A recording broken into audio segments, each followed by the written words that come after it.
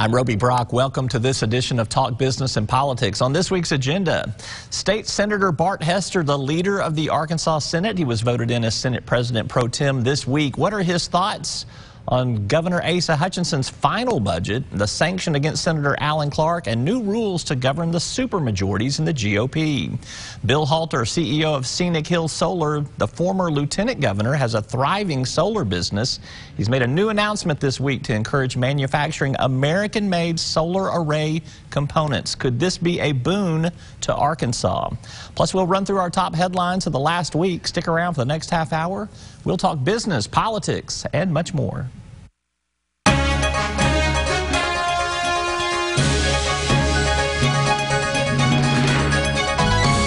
Welcome to the program. I'm Roby Brock. We are glad to have you with us. It was a big week in politics. We'll get to election returns in a moment, but by the end of the week, Governor Asa Hutchinson had submitted his final $6 billion balanced budget for the next 2 years. New funding for education, public safety, and foster care, but lots of questions remain. I caught up with State Senator Bart Hester, the newly elected Senate President Pro Tem, for some answers. You also got a new governor, Governor-elect Sarah Sanders. I think you've been talking to her for months now, just coordinating on some things. What's on the agenda? Well, man, it was such an exciting night for the state of Arkansas. You know, when Sarah or Governor Hutchinson, or sorry, Governor Sanders was giving her speech, it was just so encouraging, right? She's just talking about people in the state and all the great things that are going to come. I think what I appreciated most is talking about reform in education, right? A third of Arkansas kids, a third of them can read at grade level, and that's kindergarten through 12th grade. It's not acceptable. It's been that way forever. And if we want to change things, we've got to act differently. We've got to have different philosophies and different processes coming through our Department of Education. Kids got to read before they can do math well. Kids got to read before they can do anything. And so we're going to focus on reading, and that's going to be a lot of that is also going to go back on this education to parental empowerment. So I'm very encouraged with Governor Sanders' focus on education. I also appreciate her focus on keeping Arkansans safe. We're going to have to build a new prison. That's going to cost a lot of money, but when we have to keep violent offenders locked up in Arkansas, because if we're not safe, we can't educate our kids, we can't get jobs for everybody. Safety is key, and number one, we're going to work on that. All right, let's talk about two of those subjects that you just brought up there. How do you get kids reading at a more proficient level from what we've been doing? What's the new, is there a new program? Is there a new philosophy? Is there new money? What are you going to do to help move that needle more than just somewhat incrementally, but to move it in a big way? What's the driver of that change? I think anywhere, if you really want to see where someone's focus is, you see where their time is and you see where their money is. So we're going to have to put the time at our schools into reading, and we're going to have to focus money into reading. That's a kind of a simple answer on anything. Every time we meet as a legislature, we add something on to our teachers to do that is not focused on reading. And it may be time that we wind a lot of that stuff back. You know, there's a lot of other things that we do at school that are good, but until you read, you may not need to be doing the other things. So I'm going to be a proponent of removing almost anything out of the way that's keeping these kids from reading. They can become well-rounded after they can read. Give me an example of something that you want to get out of the way to allow for more time and energy and focus on reading. Well, you know, anything you say is going to be a hot button issue for people. Right. But look, we do things that are very important, but like kids do not have to do as much athletics. They do not have to do as much art. They do not have to do as much band. They do not have to do as much science. They do not have to do as much history if they can't read. Once they can read, then they can focus on history. Then they can focus on science. Then they can focus on things, band and music and art and other things that are critical to a well-rounded student. But all those things are secondary to reading. Okay, that's good. I just was looking for some, I know there's been conversations, but I haven't seen anything concrete. The Governor Hutchinson proposed his balanced budget today for the next biennium, and it included another $550 million in new funding for education. That would allow for teacher pay if the legislature chooses to do so. He didn't really put any strings on it there. And of course, you guys will get to do whatever you want to do with the budget. You're in charge of that. He just gives you a blueprint to start with.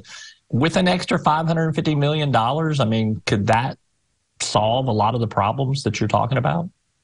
Well, here's what we know. More money in education isn't solving any problems. We're already spending over 40% of the state's budget on education, and we're failing. We're failing students, we're failing teachers, we're failing everywhere. So the money is not being spent appropriately. So this is not a funding problem, this is a spending problem. So we're going to have to really dive in on how is the money that we're already sending being spent. And with over 40% of the tax dollars in Arkansas going to education, you can't argue we're not spending enough. We are spending plenty, we're not spending it right. All right. You mentioned public safety, another area that I wanted to visit with you about there. The governor's budget had no proposal for building an extra prison. Is that going to come out of surplus funds that are already out there that you guys have, just kind of in a savings account? Or where do you anticipate this new 1,000-bed prison is going to come from? And is one prison, new prison, going to be enough for what you think the problem is? Well, some people say 1,000 beds. I say we need 3,000 beds, right? And we'll continue to talk about that as the legislature. But the good news is when you have a significant amount of savings, and we do, we've got a couple of $1 billion that are available to us, you really have options. Now, I'm not interested in spending all of that money, but when you have savings and you have significant needs, and prison beds is a significant need in Arkansas, we've got violent offenders that we're having to turn back out into the public that are harming people. It's making them unsafe at their homes, making them unsafe in their streets. And so we've got to get more prison beds to keep violent offenders locked up. I have not seen, nor have I heard, other than just general topic rhetoric, that there's going to be more tax cuts. What type of tax cuts do you think will be considered by this next legislature? Well, you know, I believe Governor Sanders is going to focus on income tax cuts. You know, she's been very public with that. She's campaigned on it, and so I think she will have a focus on income tax cuts. And I agree with that. I mean, I agree that we've been focused on that for years, right? We're down to 4.9%. And as soon as we did that, Missouri had a special session, went to 4.5. So we're in a competitive market. We've got to continue to cut income taxes, but we're going to do it responsibly after we have funded the things that we need to fund, like prisons. A little early in the budget process to be talking about what those income tax cuts might be. Governor Hutchinson's approach was to do the income taxes cuts first and then back into the budget. Do you think it'll be a different way around this time, or do you think it'll be similar? I think it just depends where we're at. Like Governor Hutchinson's been able to do that because we've been in a roaring economy the last several years. We're not sure how the economy is going to be looking come January, February, March. And I think what is happening in the economy will be a driver on if we make sure that we're funded the things first and then go for that. If the economy is still roaring, we may just be aggressive on tax cuts. All right, last question for you. Medicaid will obviously be another big budget issue. It'll be a big healthcare issue as well, too. The state's got its AR Home program kind of approved by the feds. Do you see any tinkering with that, or is it time to let that program go into effect? I think there will absolutely be tinkering with it, right? We've got a third of the legislature's turned over, and we've got people coming in that understand those issues and are going to have different thoughts. We've got an entire administration turnover. So, that they're going to have their thoughts on those issues. So I absolutely expect to have tinkering. I fully expect for that program to continue, but the direction in which it continues, I don't know what that looks like yet, but we've got a lot of really smart people in the governor's office coming and in the Senate that's going to help us work on that. All right. Don't leave out the House. They got smart people down there, too. Yes, they do. Yes, they do. All right. Lastly, on Medicaid, there is some concern about the fact that sometime after the first of the year, there's probably going to be a lot of people falling off those Medicaid rolls that were put on because of the pandemic emergency. And there is the opportunity for the kind of the formula that the federal government and the state government have in terms of paying for Medicaid, particularly Medicaid expansion, could change as a result of that. And Arkansas could see less federal money coming in. Is that a concern for you? And what is kind of some of the chatter or talk about how you all might address that? Well, it's never a good thing to see revenues come down or money's coming from the federal. Like we're good with what they're giving us, but at the end of the day, we want people working and employed well. We can't continue to depend on what the federal government is sending us. That's part of it's a national crisis that we've created. The federal government is broke. What we need to do is we need to have a generation of people that have opportunities for good jobs, are educated for good jobs, they can read. Well, time to go inside the numbers for a closer look at some of the biggest headlines of the last week. Inside the Numbers is brought to you by the Arkansas State Chamber of Commerce and Associated Industries of Arkansas. As we discussed earlier, Governor Asa Hutchinson presented his final balanced budget to the Arkansas legislature this week. He offered new spending in education to the tune of $550 million, which could be used to raise teacher pay. His budget also calculated for a $555 million surplus. Specialty chemical maker Albemarle Corporation said it planned to invest up to $540 million to expand and modernize 2 bromine facilities in Magnolia. The expansion could add 60 new jobs to the company's workforce of 400. 63%, that was the final percentage of the vote that Governor-elect Sarah Huckabee Sanders received on election night. Sanders defeated Democratic rival Chris Jones and Libertarian Ricky Dale Harrington and is the first woman elected Arkansas governor. Other big winners on election night included Attorney General-elect Tim Griffin, Lieutenant Governor-elect Leslie Rutledge, all 4 incumbent GOP congressmen.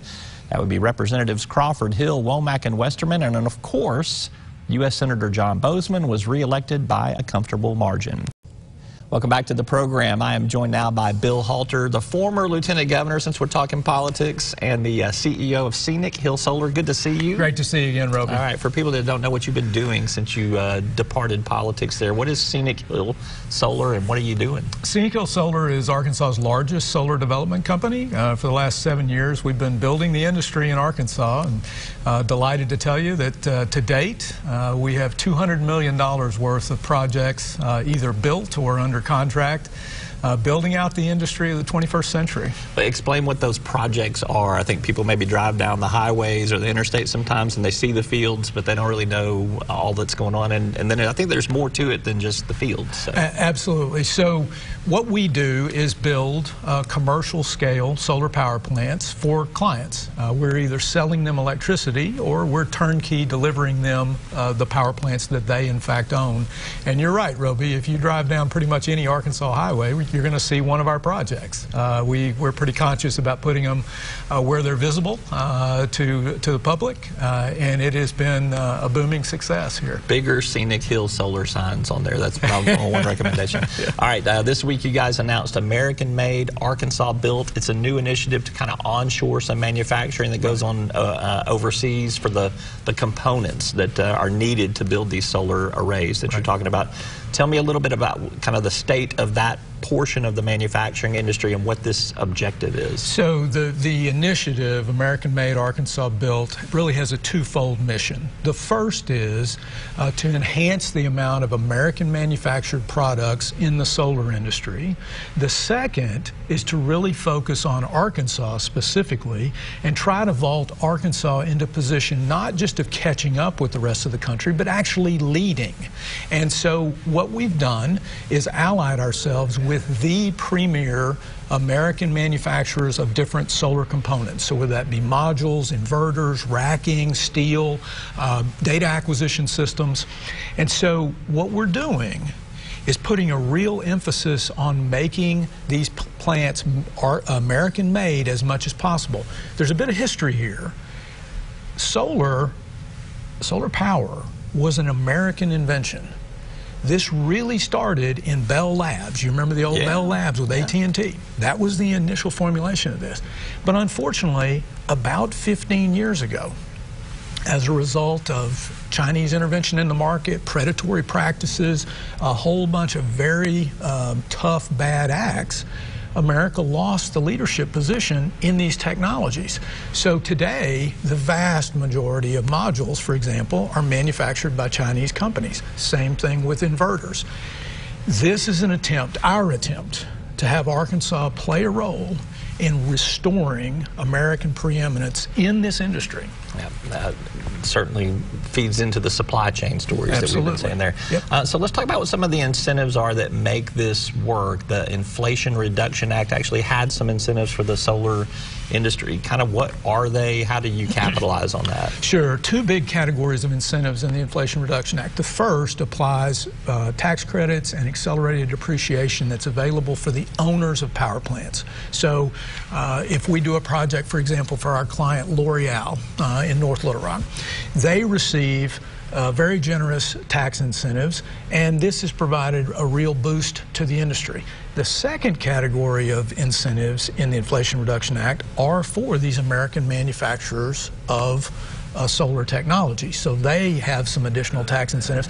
Essentially there to restart the industry in the country, give them a little bit of a foundation or a floor underneath them, and it's paying off. We're seeing dramatic expansions in the announcements of American manufacturing, and this initiative by Scenic Hill, the American-made, Arkansas-built, ties very much to that, right? We want Arkansas to be in a position to take advantage, take maximal advantage of these two things that are going on. One final point about that, Arkansas is uniquely well positioned to take advantage of this industry. As you know well, we have vast amounts of flat, open farmland. Most people don't realize this. We're the 10th best state in the country from the perspective of the amount of sunshine. We also have 2 regional transmission organizations that either have a headquarters here, Southwest Power Pool, or have an office here that's very important in MISO. Right. This is unique, right? And we want to take advantage of all of these natural advantages and make sure that, for once, Arkansas really maximizes what is possible for us. We're not changing our moniker to the Sunshine State, okay? Florida's got that one. We'll be the natural state. The natural state takes care of it, Roby. All right. What needs to happen on the legislative front? We got an Arkansas session coming up in January. What are some things that you think could happen policy-wise that would help this initiative? I think two broad categories. We had a really good net metering law that was put in place. It's one of the few areas that Arkansas's policy is better or equal to the rest of the country. That needs to be protected. We can count on the utilities to fiercely oppose that, to attack that. Underlying their attack on that is they simply don't want competitors in the generation business. So protection of net metering is absolutely critical to the establishment and the growth of this industry. Second area is tax policy. We have a circumstance, unfortunately, where in tax policy with respect to renewable energy, the state is way behind other states. We do the wrong thing on property taxes, we do the wrong thing on sales taxes, and unfortunately, we're unique in this. We're one of only 2 states out of 50 that has fairly onerous sales tax and property tax provisions on solar, whereas the other states have relaxed those constraints on both. The idea, of course, in every area of tax policy, you want to make sure you're doing everything you can to expand investment rather than restrict it. We have a real opportunity in the state to export a lot of renewable electricity to other states in the country. Every time we build a significant scale power plant, we add to the property tax base in Arkansas, we add to local employment in the construction, we add to the local employment in operations and maintenance. We're providing an additional boost to our rural communities who need help, and we know that they need help. We enhance the national security. Every time that another solar power plant launches, ultimately that cascades down to less vulnerability to oil price spikes, natural gas price spikes. So it's a multiple win. And I think from a policy perspective, we need to have a holistic view and take maximal advantage of our positioning. We can see you up there in the halls of the Capitol, twisting some arms, breaking some arms. You know, unfortunately, I was in the Capitol for the last 2 sessions dealing with these issues. I think if the industry gets attacked again, unfortunately, I'll wind up being up there rather than out talking to new clients. It's vital that we protect this industry. There's no industry in the state that has grown as fast as solar. There's no industry in the state that has a more promising future and has so many tailwinds behind us. But I think the thing that people need to bear in mind, we can squander that and we can leave Arkansas behind again, whereas other states run forward. Smart policy here is important. What's the state that has, you think, the most forward-thinking policies on this? There are a number that every state, there's 37 states in the country that don't impose property taxes on solar power plants, right? Okay. They understand that, and most states, the vast majority, don't impose sales taxes on solar power plants. One last question for you here. I just want a point of clarification here. When you were talking about the energy companies and they're fighting some of the net metering, we got about 60 seconds left here. Yep. They are supportive of the solar industry. You see them diversifying into those projects. I mean, I think I get a press release about every third week from, you know, Entergy or electric co-ops with a new field coming on board. Okay. So there's support for solar in the industry. It's just that, let me push back. okay. They're supportive if they're the only ones that are allowed to own it. Okay. That's the critical issue. All right. Yep. We'll leave it there. I'm sure I'll get the opportunity to interview someone that will have a counter position for you on that. I bet that's true. All right. He's Bill Halter. He's the CEO of Scenic Hill Solar. Always good to visit with you. Great to nice see you to again, catch Roby. up. Thank you, sir. All right. Thank you so much. Well, before we go, I want to encourage you to stay up to date with us on the news that we provide. Follow me on Twitter at Roby Brock or at TB Arkansas for Talk Business Arkansas. You can also sign up to receive our Monday through Friday email newsletter. It's free. You can find the sign-up form on our website at talkbusiness.net. That is all for this edition of Talk Business and Politics. As always, we appreciate you tuning in. Hope that you have a busy and a productive week. We'll see you next time.